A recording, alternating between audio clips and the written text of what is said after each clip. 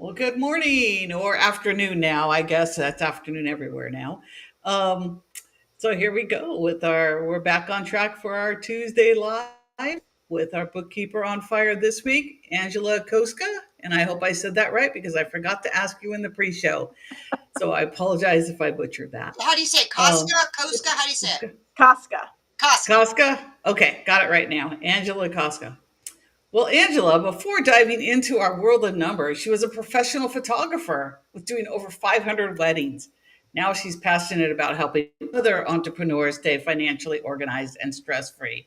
So, Angela, welcome in. And you ready to go, Deb? I'm ready. All right. I'm really excited about this because, Angela, when I saw that you did 500 weddings, when when I met my husband, I asked him one time, I said, what turns you on? You know what he told me? Wedding cake. So I've always wondered, as a photographer, when you go to the weddings, do you get to eat a piece of wedding cake? Yes, Cool. absolutely. When we first started in business, we didn't eat. And then, you're there for 8, 10, 12 hours. So eventually you have to eat something. And your husband does this he did it with you, He correct? did. Yeah, he actually started the business. Okay. And I had a full-time job, and he got tired of me coming home every day complaining about my job and my coworkers and everything else. And well, you know what? Just quit your job. We have enough money to live on for 30 days. And if you can find a way to help us make more money or book more business, then you don't have to go get a job. And that was in 1995. Wow. So you worked with Nice. him. You worked in the photography business with him. Now, did you take pictures too? Were you the back end? Did you book the appointments? What did you do for it? Yes, yes, and yes. Okay. So yes, I was the bookkeeper for the business, which is why this pivot was okay for me to do. I didn't start off as being the photographer, but 3 or 4 years in, decided I wanted to be. And so, I used to just be like the dress fluffer. Okay, you would bridal. I know, because my son just got married in February. Oh, okay. So, I mean, the photographers were, everywhere, pose here, lean in, do this, Yeah. tilt your head. Yeah. Now, when digital photography came out, because I remember in the day when I did it, you got pictures, paper pictures Yep. that you picked, and then they made an album. And now my son, he had digital photographs that everybody could look at and download and pay for.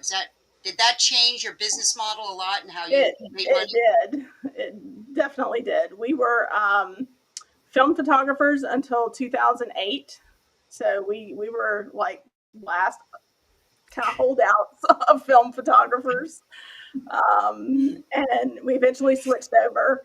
And then by 2016, 2017, the industry had changed so much because of digital photography and iPhones and all the things that it really wasn't feasible for it to be the only income source for our family. It was, if it was a hobby or a side hustle or that sort of thing. But prior to that, it was our family's only source of income. So, the prices kept getting cheaper, and everybody said they were a photographer, and I know.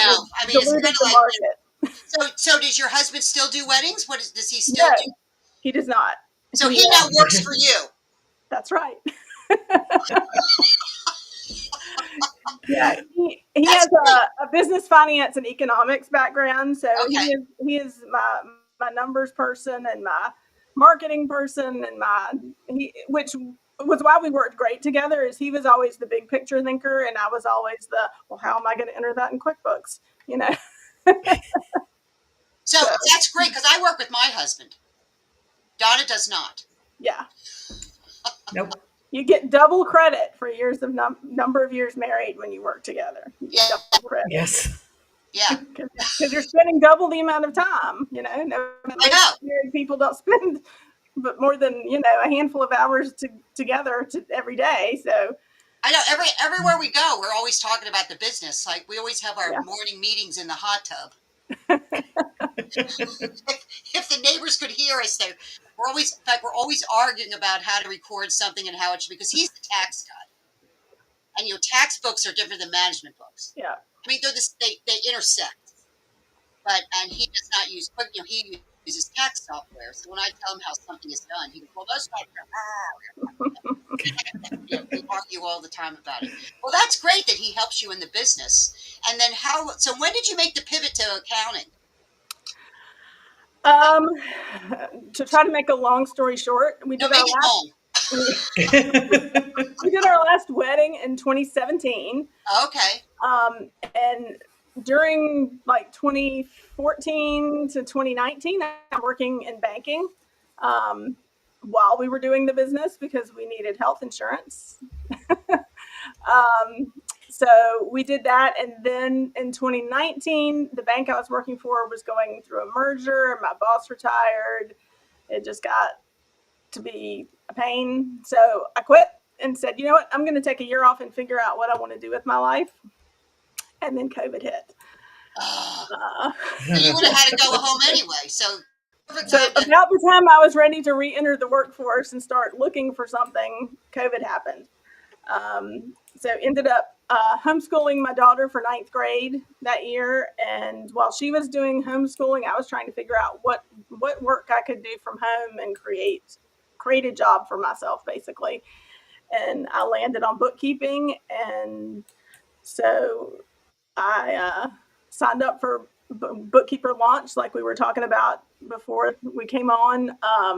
Not because I didn't know how to do bookkeeping or run a business, but I didn't know how to use online because I was a desktop. Because you were a desktop user, right? I was. Now we were talking about this before the thing. If desktop users love desktop, and to pull them into online is really difficult. I was like that too. Yeah. So now, why did you decide to move from desktop to online? Because there are some holdouts out there that are still desktop. Desktop works great. Donna's never used desktop, by the way. Nope. So what made you never touched it? Never touched it. What made you decide to move from desktop to online? Well, I really wanted the virtual type business, and I didn't want to dial into people's computers. That's like, to me, a liability that I don't want to be associated with. I don't want to have people log out of their QuickBooks so I can log in, and didn't want to go to people's offices to do QuickBooks. So to me, QuickBooks Online just seemed like the easiest way to get up and running. But I had never used online, so I had to figure out how to use it. So while my daughter was doing homeschool, I was learning how to use QuickBooks Online. So now, when you were using it, did you know how, like, when you're riding a bike, a two-wheeler, you have the training wheels on, and then all of a sudden it clicks? Did it click for you? Like, oh, it clicked. It did. It was not nearly as difficult to transition as I thought it was going to be. It's mainly just, some of the features that you can do in desktop are not really that great in online. Let me ask you this. Do you still call product services items? Yes.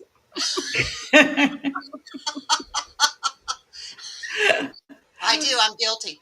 Yeah. I didn't know what they were. I'm like, what are you talking about? Items. I had to figure it out. Like when the desktop people were coming over. One day, Donna and I are talking. She says, "What are items?" What are items? Oh, that's not product service. Yeah. Yeah. I mean, you can always tell a desktop user because they have still the language of desktop. Yes. Because it's hard to change.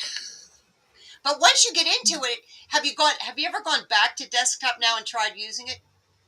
I actually had to last week to look up something in our old books because I got like this weird refund check from the IRS for like $12 from our old photography business. And I was like, what is this? And I was like trying to look at it. It was a payroll refund. Cool. And so I went into the old books and I was like, man, this looks so different. Yeah. And did you find that it was like, oh my gosh, I can't believe I thought this was great. I mean, it's so clunky now. Get the logins and this and that. Like you said, getting somebody off the computer to use Log Me In or something. You have to work at night, weekends, holidays, or get a server. Yeah. I know I have a client that they're still on desktop, and I go see them once a month. and they want me to come. They said, "Oh, you can't." Would go on Wednesdays. They wanted Thursdays. They wanted me to come to Wednesday. She texted me this morning. "Oh, you can't come Wednesdays because that's the day Colleen uses your computer." When are you moving online, man? I mean, Yeah. because when there's one girl in the office who does not want to move. I said, "Who's the boss?" Yeah. And I said, "Well, as long as you're willing to pay more money, this is." They all complain about the price. I go, "You're paying for a server, you're paying for an IT, you're paying for Yep. users, you're paying for this, that. QuickBooks Online, nothing." So anyway, but we're glad you made the switch. Yeah. So where do you find your clients? How do you market and get new clients? Uh, Various places. I'm a member of a local chamber. Um, there's I'm in a little small town right outside of a bigger town. So there's a big chamber. Um, and then the small town has a chamber. So I'm a member of the small town chamber, which for me had more entrepreneurs, small business owners, whereas the big chamber had like the big companies and the banks and the hospitals and, people who have, staffs of 25 people Yeah. in their book work. Yeah. So I do that. I'm in a networking group.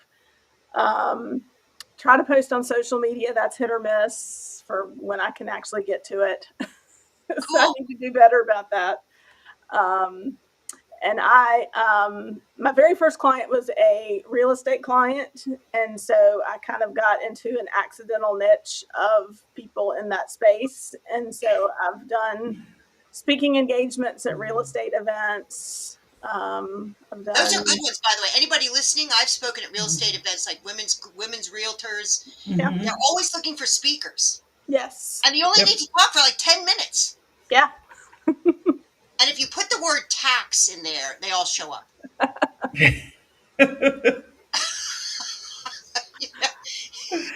believe it. Yeah. And then you stand at the back of the room and and I always say for every 100 people you're in front of, you'll get 5 prospects. But your name gets out there, and I tell you what, if you stand in front of a group, everybody thinks you're the expert. That's right. Yep. I mean, it's amazing how that works. That's right. Well, that's great. I mean, even if you don't know very much, you know more than they do. Yeah, because you're up front. You just talk about what you know and just be you. That's great. That's really great. Now, does your husband go with the engagements with you, or does he sit in the back, or he drives you? No, he doesn't usually go. I don't like him being in the room when I'm talking. It makes me nervous. So, yeah, if he was like, "Can I come sit up here and listen while you're talking to them?" And I'm like, no, you'll have to watch the video later. Yeah. That's great. Now, you were telling us that you have a group of women. Is it all women? Yes. And tell us about that. I think this is fabulous. So share with that what you do with that. Yes. So, like I mentioned earlier, I was in Bookkeeper launch, and they have a Facebook group, and somebody in that group started a second Facebook group that ended up with about 100 people or so, and we were meeting once a week just to kind of help each other along. I found out this, I figured out that. Now, would you get together in a Zoom call? How would you get together? How would you meet? Yep, it was Zoom. And so a group of us kind of found our own niche. We were all kind of about at the same place in our businesses as far as volume and wanting to grow and scale. And so we formed our own little group. There's 6 of us. And we're all over the country. And we have a mastermind once a week on Zoom. And we share ideas, troubleshoot. Hey, how would you handle this? Or, I'm going to be at a marketing expo. What should I pass out? How do I get, leads? So we share everything from, technical QBO stuff to marketing to social media to, software, SOPs, you name it. That's great. It's like you have an office workers without having an office worker. It is. Yep. So we have a Slack channel. We communicate in Slack. And then you said that they all came to South Carolina where you are. Yes. We decided to have a meetup, and so they all came here to the beach, and we rented a beach house, and Oh, I it think was that's great. great. This year we're all meeting at Scaling, so Oh, great. I um, hope you introduce me to all of them. yes. Good.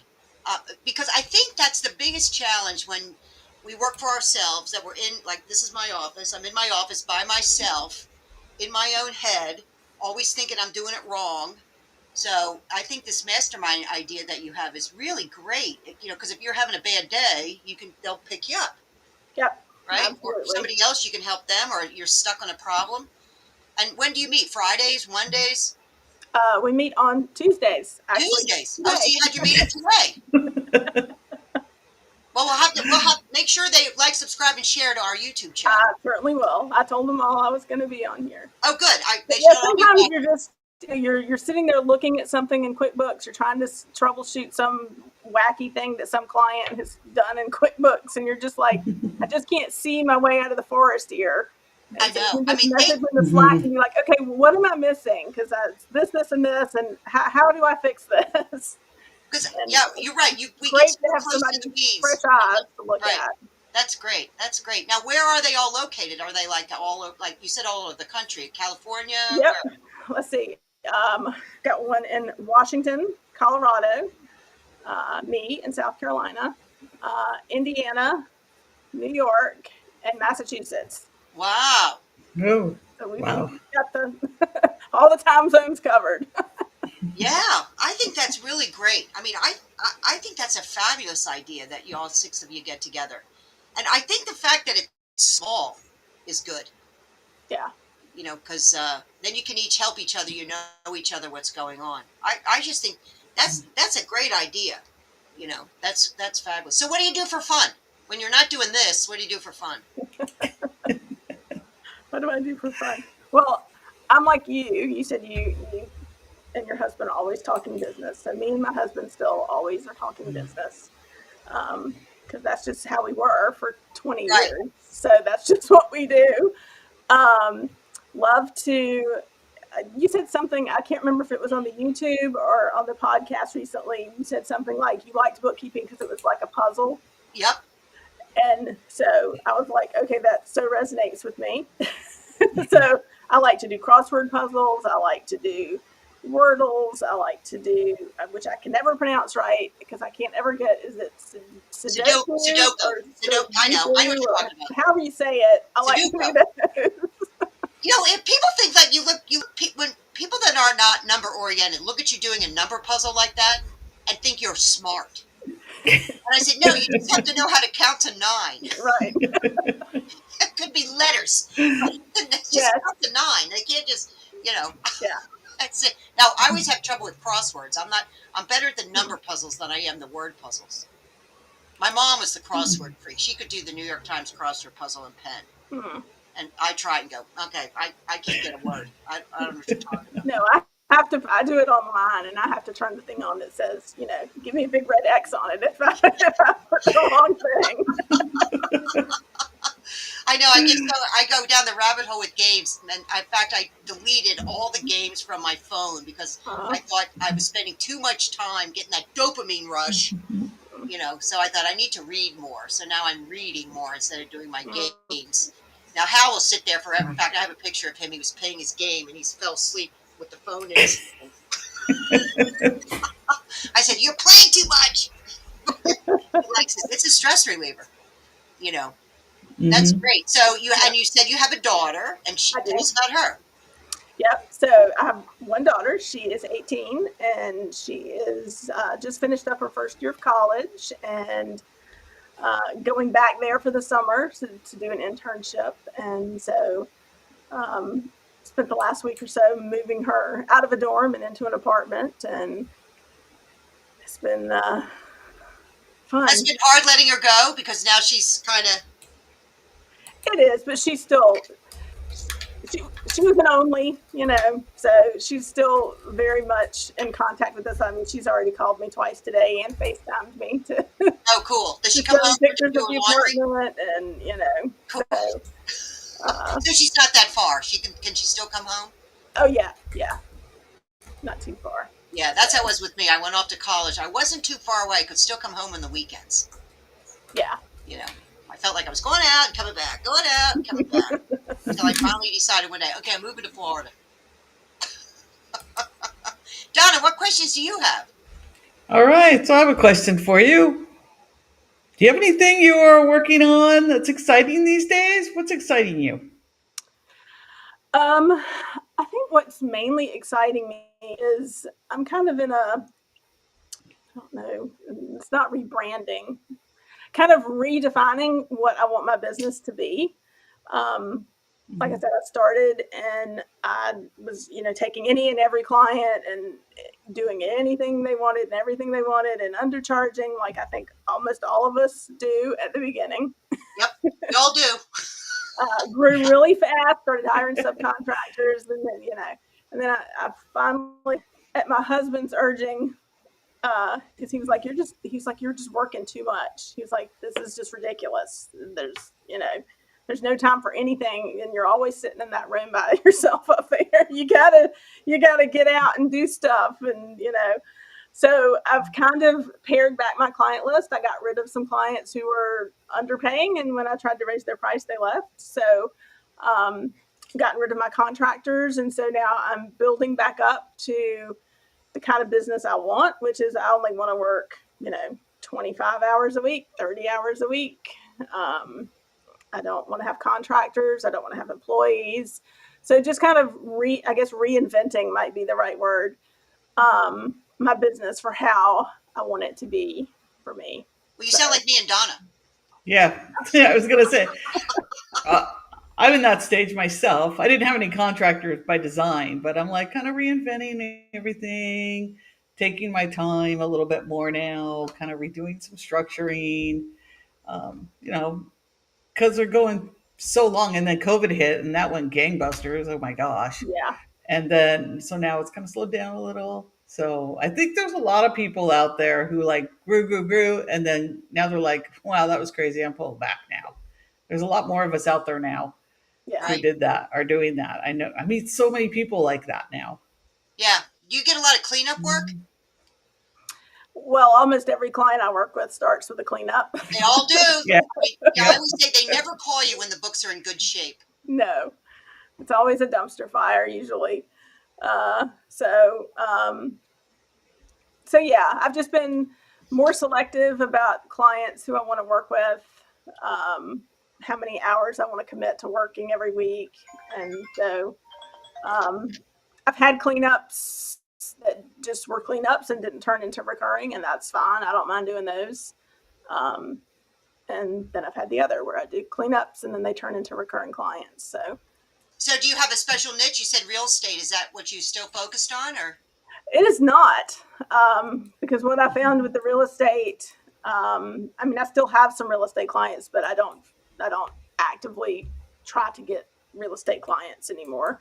It's very complicated because I wasn't just doing realtors. I was doing property management, Oh, yeah. investors, Okay. wholesalers, flippers, and so it's a lot of class tracking, a lot of back and forth. Hey, what was this property for? What was that property for? And to And they really, don't want to pay.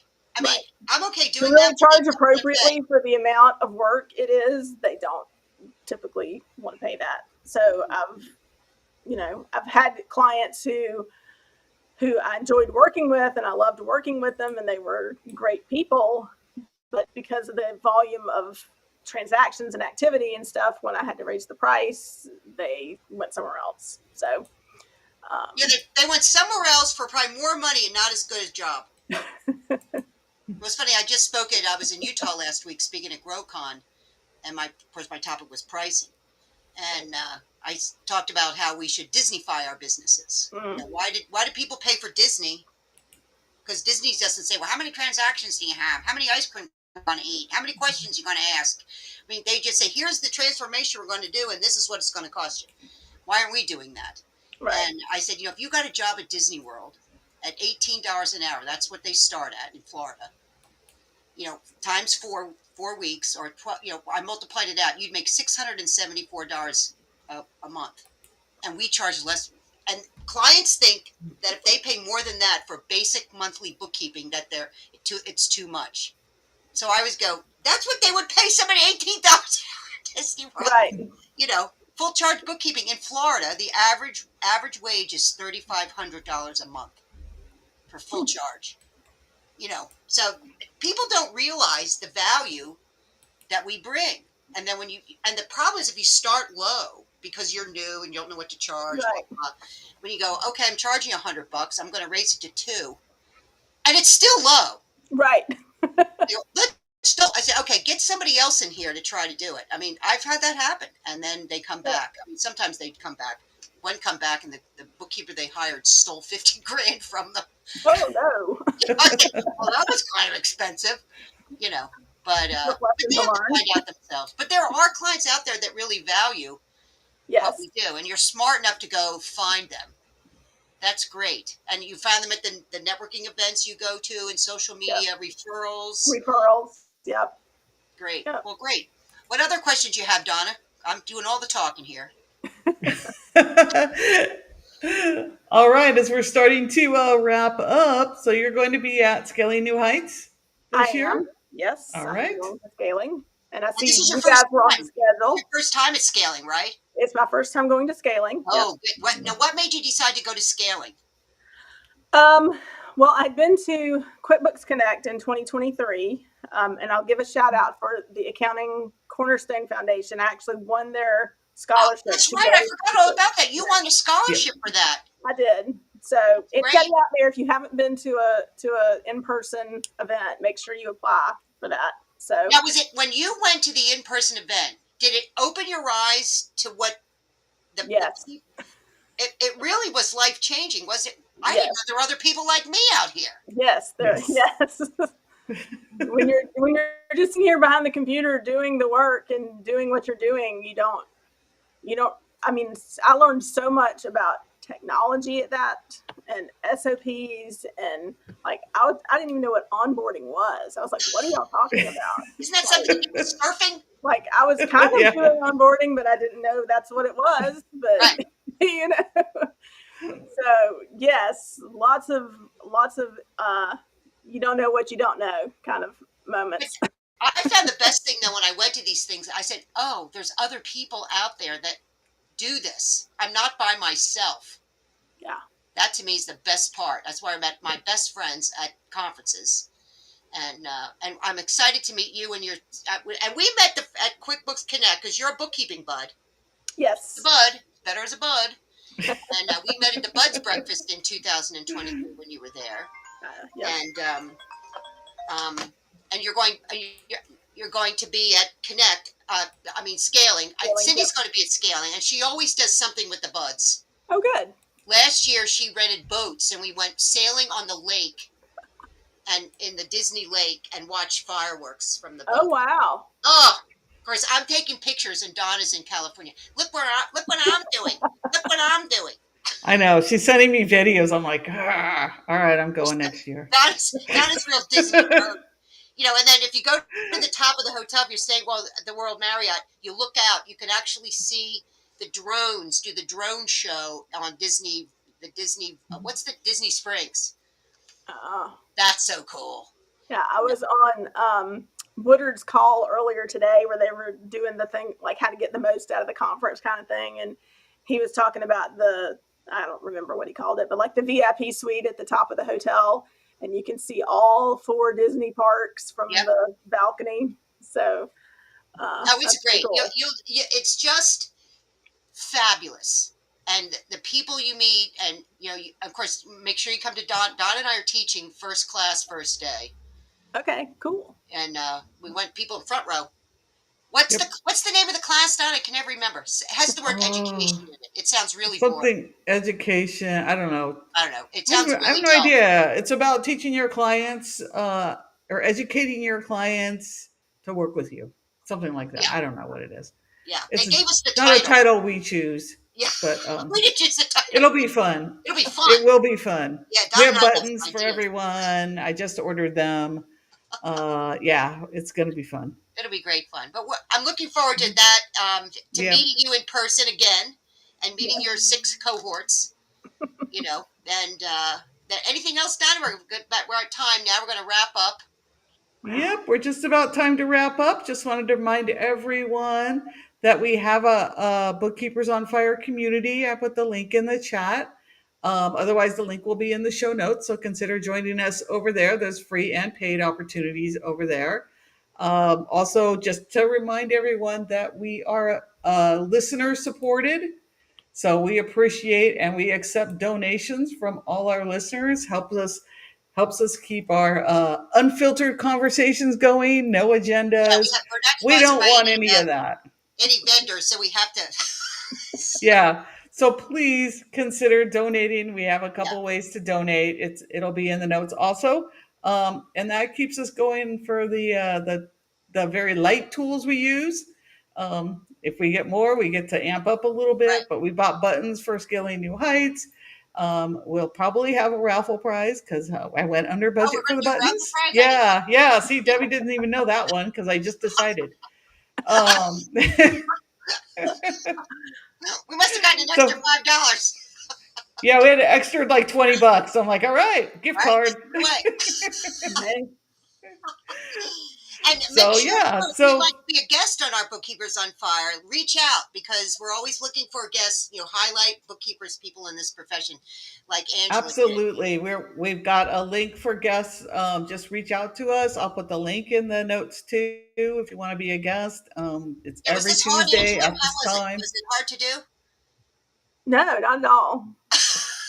See, It's everyone like, gets it's nervous like before. talking to Yeah, your friends on Zoom. yeah, That's all we do. There's no test at the end. That's right. yeah. There's no test. There's no, can you make this work on QuickBooks? Right. So, So thank you for joining us on Bookkeepers on Fire in our new afternoon time, and we will see you next week. All right, have a great one, everyone. Thank you Bye so bye. much.